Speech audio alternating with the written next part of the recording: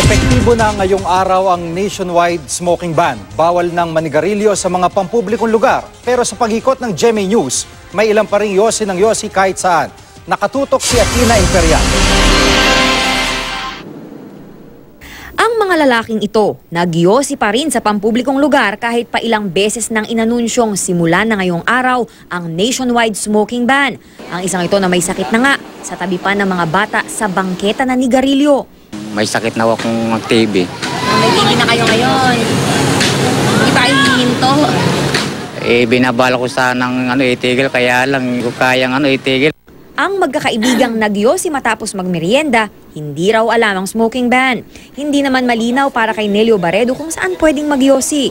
Hanggat maaari sana, kumbaga yung smoking area nila, halimbawa, isang building, ilagyan nila 4 o 5 para yung nakailangan manigarilyo talaga.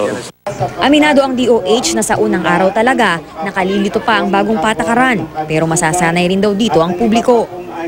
Nag-iikot na nga ang DOH sa iba't ibang lugar para ipaalala sa lahat na bawal manigarilyo sa mga pampublikong lugar gaya ng paaralan. Bawal ding magbenta ng sigarilyo sa paligid nito. Bangketa, waiting shed at iba pang lugar na daanan ng tao. Yung mga hagdan at elevator, bawal.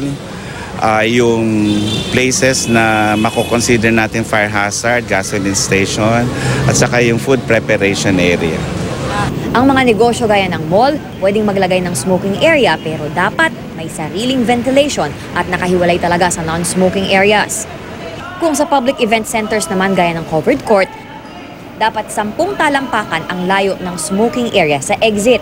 Bawal ding manigarilyo sa mga pampublikong sasakyan, pati na sa pribadong sasakyang nasa pampublikong lugar.